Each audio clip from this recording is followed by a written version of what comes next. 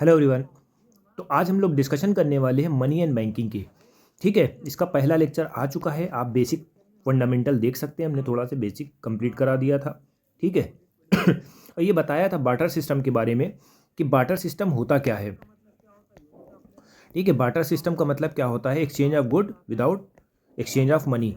ठीक है, पहले ज़माने में पैसा नहीं होता था तो लोग बार्टर सिस्टम इस्तेमाल करते थे। बार्टर सिस्टम में बेटा होता क्या था कि जैसे मान लो कि आपके पास राइस है, ठीक है, दूसरे के पास वीट है, आपने वीट का एक्सचेंज कर लिया, उसने राइस का एक्सचेंज कर लिया। ऐसे इसी तरीके से जिनको जो जो कमोडिटी क्रिएट करते थे वो एक दूसरे से एक्सचेंज कर लेते थे पैसों को छोड़ के। ये फंडामेंटल था। ठीक है, बट लेटर ऑन बाद में इसमें कुछ लूप होल्स आने लगे और इसको बंद कर दिया गया। ठीक है, फिर हमने क्या कहा, demand for money sorry, demand for money. अब देखिए मनी की डिमांड क्यों होने लगी बेटा, जो ट्रांजैक्शन को आसान बनाने के लिए, फेसाइल बनाने के लिए जो है इसकी ज़रूरत पड़ गई। ठीक है, दूसरी बात ये थी कि जो आप बार्टर सिस्टम में कोई भी चीज़ है, कमोडिटी है, अगर वो कमोडिटी पेरिशेबल है, पेरिशेबल का मतलब यानी आलू आप उगा रहे हो, ठीक है, तो अगर आलू आपने बेचा नहीं तो वो सड़ जाएगा। ठीक है, या सब्जियां हैं सड़ जाएंगी, बेकार हो जाएंगी। ठीक है, तो उसके बदले में क्या होता है, अगर आपके पास पैसा है, आपके पास मनी है, तो आप क्या कर सकते हो, सेव कर सकते हो मनी को। ठीक है, तो वहाँ पर लोगों ने सोचा कि यार ये तो बहुत गड़बड़ हो जाएगा बार्टर सिस्टम में, बेचारा जिसके पास आलू है, धनिया है, गाजर मूली ये सब बेच रहा होगा तो वो तो बेचारा फंस जाएगा। या फिर उसके पास जैसे मान लो कि कोई सोना चांदी का बिजनेस कर रहा होगा तो वो तो उसको उतना मूल्य नहीं मिल पाएगा। तो वहाँ से बहुत प्रॉब्लम आने लगी। ठीक है, डबल कोइंसिडेंस भी इसको बोलते हैं। तो वहाँ से यहाँ थोड़ा से चेंजेस हुआ। अब जब मनी सप्लाई हुआ तो गवर्नमेंट ने एक रूल जारी करा सेंट्रल बैंक का। सेंट्रल बैंक जो था, हर कंट्री में अपना एक सेंट्रल बैंक होता है। इसका जो एक्ट आया 1935 में आया। ठीक है, रिजर्व बैंक ऑफ इंडिया, जिसे हम आरबीआई बोलते हैं। ठीक है, अब इसका काम क्या है बेटा, ये सेंट्रल बैंक है, इसका काम क्या है, कमर्शियल बैंक वालों को, कमर्शियल बैंक का मतलब क्या होता है बेटा, कमर्शियल बैंक वो बैंक होते हैं जो आपका डिपॉजिट एक्सेप्ट करते हैं और आपको लोन देते हैं। ठीक है, ये होता है बेटा, इशू करेंसी को इशू करते हैं बेटा, मनी सप्लाई को कंट्रोल करते हैं, बैंक रेट है, ओपन मार्केट ऑपरेशन है, ये आगे डिस्कशन करा जाएगा बेटा। ठीक है, अब ये जो सेंट्रल बैंक होता है ये कमर्शियल बैंक वालों को लोन देता है। ठीक है, पैसा देगा, फिर आप उसका बिजनेस करोगे। अब भैया कमर्शियल बैंक बोलोगे, कौन है कमर्शियल बैंक, जैसे एसबीआई है, पीएनबी है, देना बैंक है, बैंक ऑफ महाराष्ट्र है, राइट बेटा, ये सब होते हैं कमर्शियल बैंक। Got it. अब हम कमर्शियल बैंक के ऊपर बात करते हैं।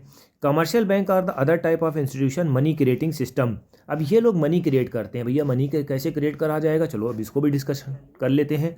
देखो मनी कैसे डिस्कस करा जाएगा, जैसे आप पब्लिक हो, आप जैसे मान लो 100, ठीक है, आपने बैंक के पास 10,000 रुपये रखवाए। ठीक है भैया, कि 10,000 रुपये रख लो, बैंक ने आपसे बोला कि हम इस 10,000 रुपये पे आपको 5% का इंटरेस्ट देंगे। आपने कहा डन, ठीक है, खुश। वाई बंदा आया, वाई ने कहा कि सर हमें लोन चाहिए। क्या चाहिए, लोन चाहिए। आपने कहा ठीक है, आप अपने आके वाईसी नॉर्म पूरा करिए, हम रेडी करते हैं लोन। कहने लगे कितना, 10,000 का लोन चाहिए। अभी मान लिए 10,000 का, मानो 1 लाख का लोन, 10,000 का लोन, ठीक है, जैसे भी आपकी मर्जी। कहने लगे किस रेट पे, आपने कहा 10% की रेट ऑफ इंटरेस्ट पे।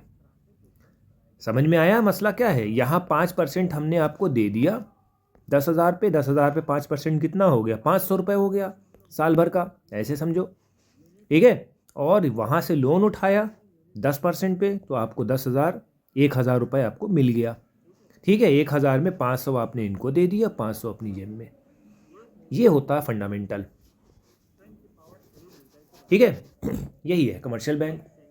बाकी सिक्योरिटीज़ आप रखते हो, ये सब चीज़ें होती हैं, ये चीज़ है। अब चलो पढ़ते हैं भाई। They accept deposit from the public and lend out the part of fund those who want to borrow. ठीक है, लेंड का मतलब क्या होता है, उधार देना, बारो का मतलब उधार लेना। Interest rate paid by the bank depositor lower and charge from the borrower difference. ठीक है, इसी को हम इंटरेस्ट रेट बोलते हैं। अब इससे प्रॉफिट होता है जो अभी हमने बताया। Process of the deposit and loan credit by the bank explain below.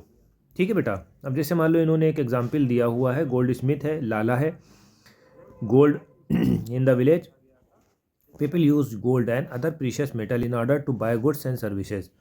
ठीक है, in other word these metal acting as a money, ये मेटल जो होते हैं मनी की तरह काम करते हैं। People in the village starting gold with the Lala safe keeping. In return for their gold Lala issue paper receipt to the people of the village and charge the small fee to them. ठीक है, वो रखते हैं अपना सोना और फिर उसको थोड़ा से पैसा मिल जाता है। Slowly over the time paper receipt issued by Lala begin to circulate as a money. इसी तरीके से वो अपनी मनी को सर्कुलेट करता है।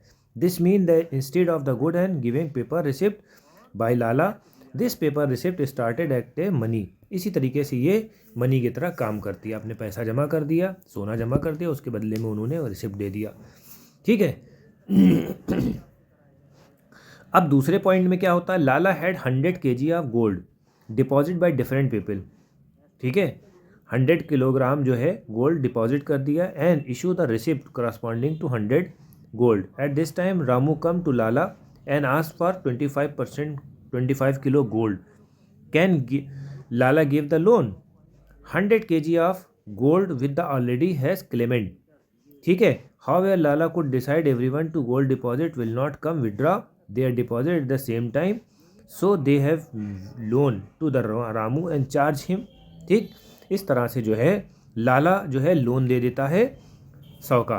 ठीक है, अब इसमें पैसे की जगह इन्होंने गोल्ड का लिया गया है। ठीक है, पब्लिक गोल्ड इनके पास जमा कराती है, जब इनके पास ज़्यादा हो जाएगा अब ये जो है लोन उठा देंगे। ठीक है, अब समझ में आया। And Ali could keep the 25 kg gold with the Lala in return the paper of receipt. ठीक है, कि हम भैया वापस कर देंगे इसको समझो। ठीक है, तो ये फंडामेंटल था। अब जब ये सब हो गया, in effect paper receipt acting as a money and would be has risen to 25 kg। अब ये 100 से 125 किलो हो गया। It seems Lala has created money out of there in modern banking system work precisely in the Lala behave this example. Commercial bank mediate करता है individual के बीच में और एक्सेस फंड के बीच में। पैसा आएगा, वही पैसा हम दे देंगे, उस पैसे से जो हम देंगे पैसा, उससे हम पैसा कमाएंगे as a loan. Got it? इस तरह से सिस्टम बनता है। People prefer to keep money in the bank because they are pay sort interest deposit made. ठीक है, लोग पैसा बैंक में इस वजह से रखते हैं क्योंकि उनको डिपॉजिट मिलता है, उनको इंटरेस्ट मिलता है।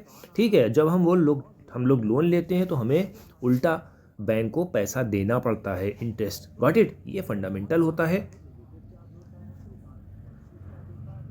ठीक है बेटा, just the people example of the above gold with the Lala stand of money in the modern context given cheque and debit cards भी अब आ गए हैं डिमांड डिपॉजिट के ऊपर। डिमांड डिपॉजिट का मतलब यानी कि जब आपको ज़रूरत होती तब आप उसको पैसे मांग लेते हो। ठीक है बेटा। What does the bank do with the fund have deposit with it. Bank के साथ अगर हम डिपॉजिट करेंगे तो हमें क्या मिलेगा, ये चीज़ है। Assuming that not everyone deposit fund with the ask their fund back at the same time, the bank can loan this fund someone to need the fund of interest. ज़रूरी नहीं कि उसी टाइम आप मांग लो, उसी टाइम पैसा निकाल लो, नहीं होता है। एक रूल्स भी, रेगुलेशंस भी होता है। जैसे डिपॉजिट मनी है, आरडी है, एफडी है, ये सब भी कराना होता है। ठीक है, तो ये सब चीज़ें आपको ध्यान रखनी होगी। So the bank typically retain the portion of the fund to repay depositor when the their demand fund back. ठीक है, या लोन जो है बचा हुआ वो। ठीक है, जो बैंक के पास आप पैसा रखवाते हो, ऐसा नहीं कि सारा पैसा उठा के दे दिया। ठीक है, सारा पैसा उठा के नहीं देता है, वो थोड़ा से पैसा रखता है ताकि जब ज़रूरत पड़े तो आपको दे सके। समझ रहे? पता चला कि सारा पैसा लोन में उठा दिया बैंक ने। ठीक है, पता चला कि यहाँ पर डिपॉजिटर आया, कहा कि भैया हमें पैसा चाहिए, अब यहाँ बैंक तो कंगाल बना बैठा है। ठीक है, तो ये ऐसा नहीं होता, थोड़ा बहुत रखा रहता है। अभी SLR जो टर्म्स पढ़ोगे ना, SLR, CRR, ये सब आपको आगे पढ़ाया जाएगा। ठीक है बेटा। मनी क्रिएशन क्या होता है बेटा? Bank create money as a manner similar to that given लाला स्टोरी। ठीक है, जिस तरह से लाला ने पैसे कमाए वो गोल्ड के प्रोस्पेक्टिव से था। ठीक है बेटा, यही सब चीज़ें आपको आगे पढ़नी होंगी। ठीक है।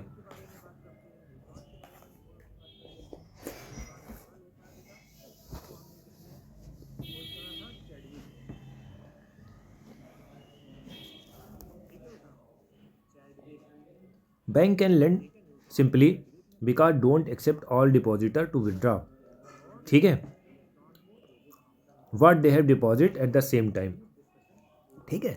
ज़रूरी नहीं होता कि जो आपने डिपॉजिटर ने पैसा जमा करा ऑन द स्पॉट आप निकालने भी पहुंच जाओ, ठीक है। कुछ लोग रखते हैं, कुछ लोग निकाल लेते हैं, ठीक है बेटा।